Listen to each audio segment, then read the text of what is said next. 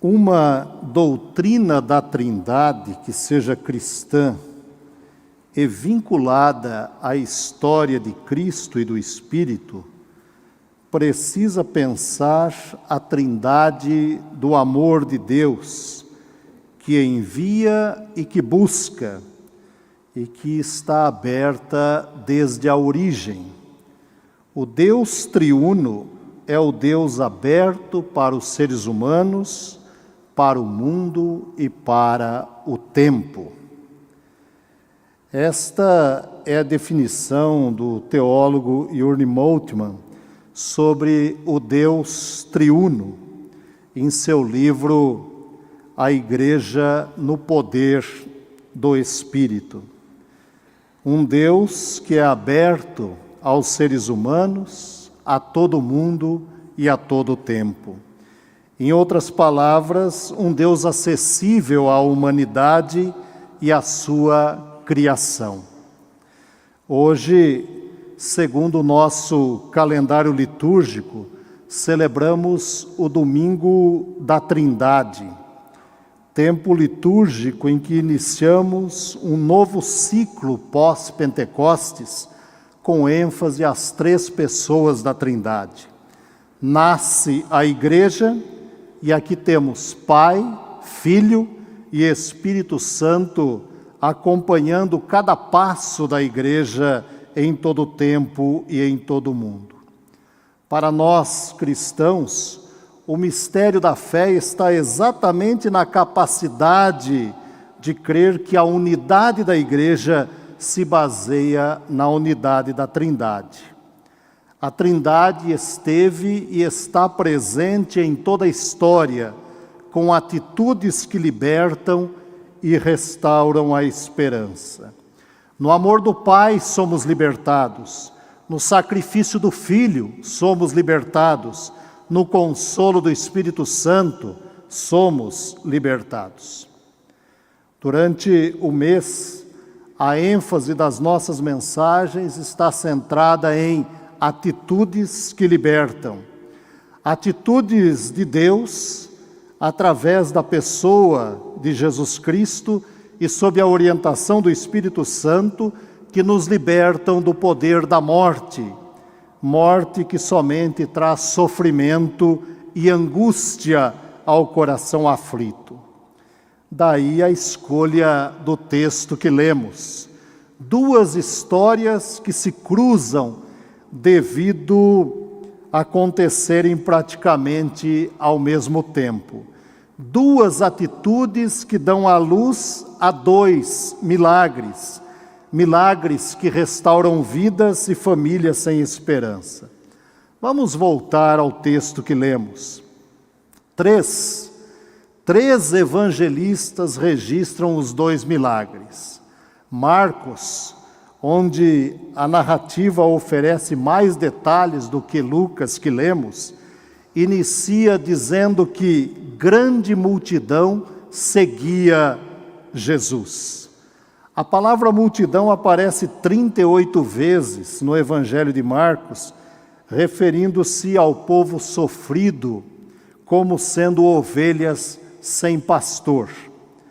E uma cuidadosa leitura dos evangelhos nos conduz ao encontro de Jesus com agricultores, pescadores, pastores, pessoas com paralisia, com hanseníase, com deficiência visual, famintos, prostitutas, possessos, enfim, uma multidão que estava à margem da sociedade.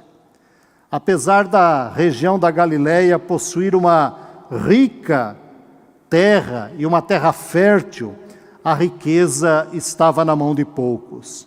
Dessa região temos as pessoas que seguiam a Jesus. Não tinham nada de esperança por dias melhores. Era essa gente que corria atrás de Jesus em busca de cura, consolo e pão. E é exatamente do meio dessa multidão que encontramos o relato de dois personagens que procuram Jesus em busca de ajuda. De um lado, alguém da alta sociedade eclesiástica, de outro, alguém esquecida pela sociedade, onde nem o nome é citado. Dois personagens totalmente opostos em suas qualidades e posição social, porém com o mesmo objetivo.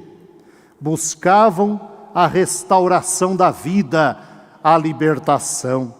Duas pessoas enfermas que estavam em busca da cura, uma representada na pessoa do pai, outra da própria mulher, que decide ir em busca de sua libertação, pois não suportava mais tantos anos de sofrimento. E Lucas, ele junta esses dois casos, duas histórias em um só momento. O evangelista coloca Jesus em contato direto com a multidão. Mesmo os discípulos tentando barrá-lo, lá estava Jesus. Quero convidar a todos para que analisemos nesta manhã, cuidadosamente, essas duas histórias, buscando preciosas lições às nossas vidas. A primeira delas fala de Jairo, de chefe de sinagoga a um pai desesperado. Jairo surge no meio da multidão, implorando a Jesus para que vá até sua casa e imponha as mãos sobre a sua filha doente. Para ele, talvez não deveria ser difícil atravessar a multidão e chegar até Jesus. Seu rosto era conhecido da sociedade por sua autoridade e liderança. Talvez até abrissem caminho para que chegasse mais rápido a Jesus. Socialmente não pertencia à multidão, mas sim à sinagoga que liderava. Sua forma de falar denunciava sua maneira de agir. Jairo não estava acostumado a pedir, mas sim a mandar. No Evangelho de Marcos, temos o registro de sua fala no capítulo 6, versículo 23. O texto diz: venha, imponha as mãos sobre ela, para que seja salva e viva. É um pedido em estilo de ordem. Porém, imaginemos que mesmo falando com esse tom de voz imperativo, ele chega e se prostra pedindo socorro. É o coração de um pai que pede socorro. Naquele momento, precisou despir-se de sua posição social e vestir sua roupa de pai. Quando Jesus ia atender o seu pedido, já a caminho de sua casa, algo inesperado acontece. E é exatamente aí que chegamos à segunda história que lemos. A história de uma mulher que vai da vergonha à coragem e da coragem à liberdade. A história registra que, quando já estava a caminho da casa de Jairo, uma mulher em sofrimento, com hemorragia, havia 12 anos, toca em Jesus. 12 anos em busca da cura, com opinião de vários médicos e nada. Havia naquela mulher somente desânimo com as soluções humanas. Sua condição de mulher já a coloca em situação inferior.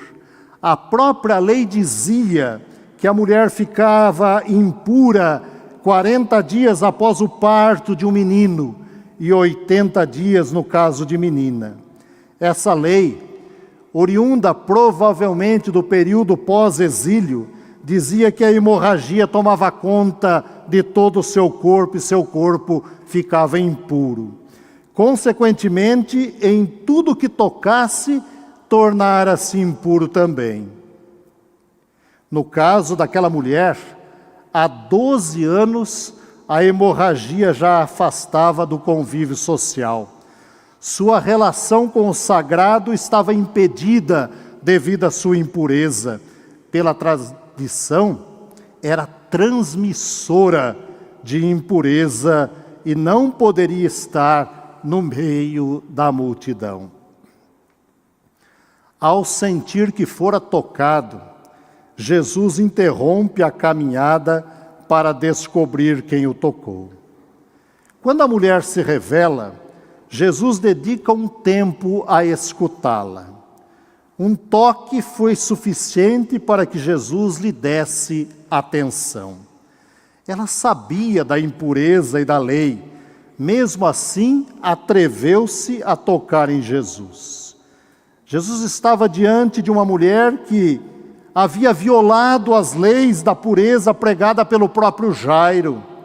Na atenção dada por Jesus, ela se revela e é curada, e o mestre lhe diz: filha, a tua fé te salvou.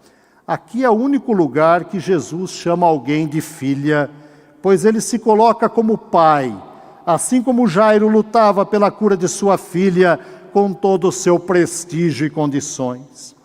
Agora convido os irmãos e irmãs a pensarem comigo o que passava pela cabeça de Jairo. Jesus interrompe sua atenção a ele para atender a uma mulher impura. Sua filha estava à morte. E Jesus, parando pelo caminho, imagine sua aflição. Quero que imagine ainda mais. Você, eu, chegando em um pronto-socorro com um filho machucado, ferido, à morte, e o médico resolve dar atenção a outro paciente. O que você faria? Qual seria a sua reação? Foi o tempo suficiente para a menina ser considerada morta. Era uma dura prova para Jairo. Jesus deixa passar em sua frente uma mulher inoportuna, impura, a última na escala social. Onde estava o senso de amor pelas crianças e justiça divina, tanto ensinado pelo Mestre? Com toda certeza, naquele momento, aquele pai não conseguia entender. Atitudes que libertam. Temos aqui duas atitudes libertadoras de Jesus. A primeira em relação à mulher. A segunda em relação à filha de Jairo, uma menina iniciando a adolescência. Nas duas atitudes, Jesus é quem define a prioridade do atendimento, porque o tempo de Deus não é o tempo humano. E aí temos que pensar, nós somos do cronos, do imediatismo, do agora, do nosso jeito, segundo o nosso calendário. Quando algo não acontece segundo o nosso planejamento, dia e hora, muitas vezes nos revoltamos, ficamos indignados e às vezes até exaltamos, tipo, você sabe com quem está falando? Cristo é o Cristo do Kairós. Ele é quem define o melhor momento, pois quer ensinar que o milagre pertence a Ele. É dele o milagre da vida, é Ele quem tem o controle sobre a vida e a morte. A agenda do atendimento e da cura pertence a Ele. Jairo precisava aprender que podia mandar muito na sinagoga, que tinha todos os poderes de um líder famoso, mas não tinha poder nenhum diante da enfermidade e da morte. Precisava aprender que deveria respeitar a agenda de Jesus, pois na sua agenda havia uma paciente na fila de espera, na fila de emergência. Jairo precisava aprender a praticar tudo aquilo que ensinava na sinagoga. Com certeza ensinou sobre os milagres de Deus no Antigo Testamento, falou sobre as grandes manifestações do Eterno na história de Israel, e ensinou sobre a caminhada do povo de Deus no deserto, falando do maná que nunca havia faltado. Falou sobre Elias e o filho da viúva de Sarepta, falou sobre Eliseu e a mulher sunamita, ambas que tiveram seus filhos de volta, graças à intervenção divina. Enfim, Enfim, falou sobre os milagres de Deus ao seu povo. Porém, quando a enfermidade mortal visitou sua casa e tomou conta de sua filha, talvez tenha pensado que sua autoridade resolveria o problema. Pensou que o cargo, o conhecimento bíblico e teológico, sua liderança seriam suficientes para encontrar a cura, mas nada seria possível se não compreendesse o kairós de Deus. Precisou despir-se de sua autoridade para aprender como filho, prostrado aos pés do Mestre, e entender que Deus sempre está no controle de todas as coisas. Havia ali uma mulher que precisava de atenção devido aos seus 12 anos de intenso sofrimento. Alguém que não desistiu diante das dificuldades e dos empecilhos. Alguém que decide romper com os poderes da lei e correr em busca da cura. Alguém que prefere correr o risco ao arrepender-se de não ter buscado a ajuda do Mestre. 2 atitudes, 2 milagres, 2 vidas restauradas. 2 vidas restauradas do poder da enfermidade. Não seria fácil para aquele pai sepultar uma filha adolescente. Não seria fácil para aquela mulher continuar vivendo sem ter prazer na vida. As atitudes do Mestre sempre foram atitudes de libertação, de restauração da alegria de viver. Importante destacar aqui que ambas tinham 12 anos. Uma de idade, outra de sofrimento.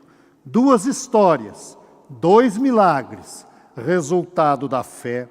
Jesus aqui derruba as barreiras do poder, da classe social, das posturas pessoais e executa a sua obra para a qual veio ao mundo. Ele tem a capacidade de saber quem deve ser curado, tocado, abençoado e restaurado em primeiro lugar. As atitudes de Jesus não são determinadas pela classe social, pelo poder aquisitivo, político ou religioso, ou pelo conhecimento que temos da palavra. O Mestre analisa a necessidade de um coração que clama. Aqui Jesus rompe totalmente com o sistema de sua época. Mostrou que não há hierarquias, nem poderes humanos, nem autoridade religiosa, nem daqueles que são considerados puros contra os impuros.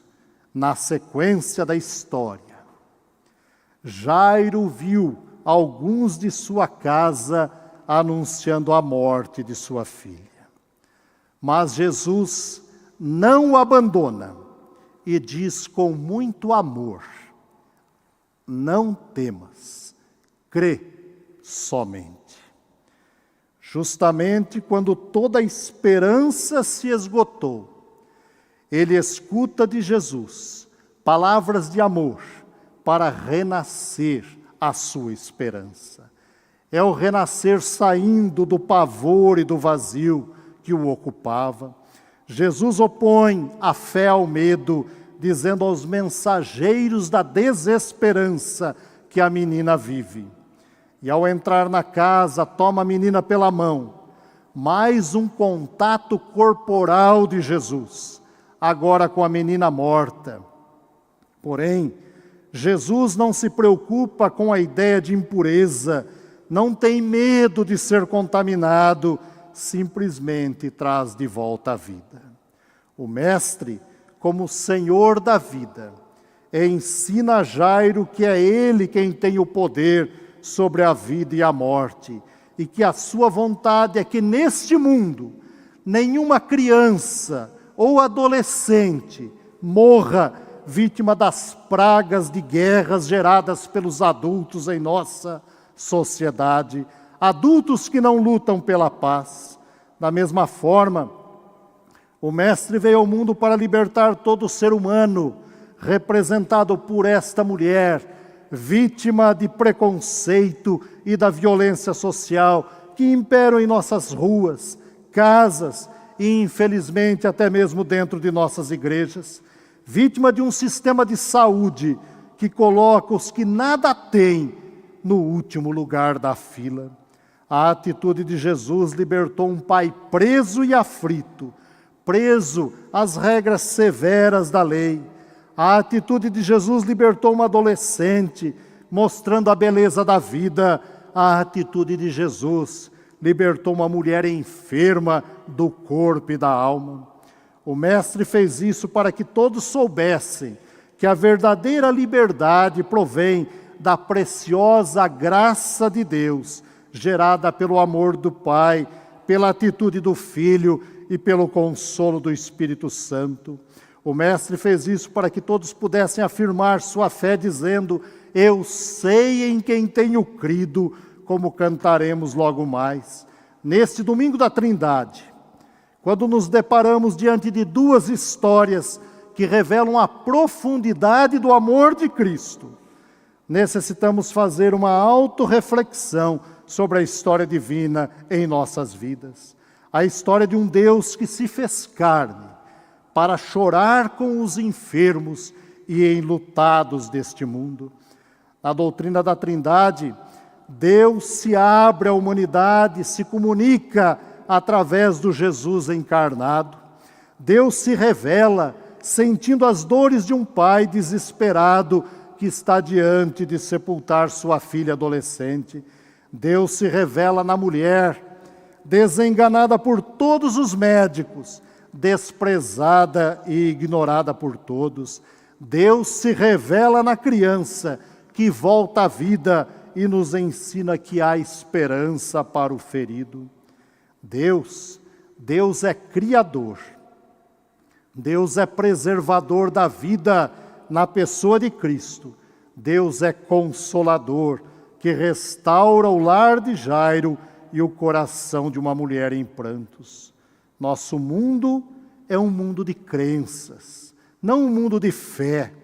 O texto bíblico é um convite para o exercício da fé através da busca de Cristo. Quando se busca com fé, somos libertados pelo poder do Salvador. Irmãos e irmãs, olhemos para o texto bíblico e deixemos que estas duas histórias conversem conosco e nos ensinem a respeito do grande amor de Deus. As duas histórias falam de pessoas que decidem buscar em Cristo libertação. Que ao sairmos daqui nesta manhã, saiamos com a convicção de que a Trindade Santa nos acompanha, cuidando de nós em cada momento das nossas vidas. Que assim seja. Amém.